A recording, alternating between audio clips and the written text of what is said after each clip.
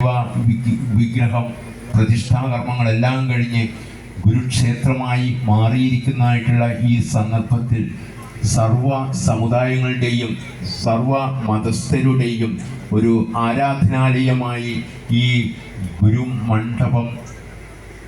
വിരാജിക്കുകയാണ്. സർവ്വജനങ്ങളുടെയും അരുവിപ്പുറം സന്ദേശം എങ്ങനെയാണോ അതുപോലെ തന്നെ ഇത് മുമ്പിലോട്ട് കൊണ്ടുപോകാൻ സർവ്വജനങ്ങളുടെയും സഹകരണം നമുക്ക് ഉണ്ടാവണം. ആധ്യാത്മികമായിട്ടുള്ള മതസൗഹാർദ്ദപരമായിട്ടുള്ള സാംസ്കാരികമായിട്ടുള്ള കലാ സംഗീത സാഹിത്യ രംഗങ്ങളിലെല്ലാം ഉപയുക്തമാക്കുന്ന വിധത്തിൽ ഗുരു എങ്ങനെയാണോ യേശുവിൻ്റെയും നബിയുടെയും ബുദ്ധൻ്റെയും കൃഷ്ണൻ്റെയും ശങ്കരൻ്റെയും വിവേകാനന്ദൻ്റെയും എല്ലാം ദർശനങ്ങളെല്ലാം ക്രോഡീകരിച്ച് സർവ്വ ഗുരുക്കന്മാരുടെയും ദർശനങ്ങളെ ക്രോഡീകരിച്ച് ഒരു ബിന്ദുവിലേക്ക് നമ്മൾ എത്തിക്കുമ്പോൾ നമ്മുടെ മനുഷ്യ സമുദായം ഒന്നായി തീരട്ടെ എന്ന് ജഗന്നാഥനോട് തൃപ്പാദങ്ങളോട്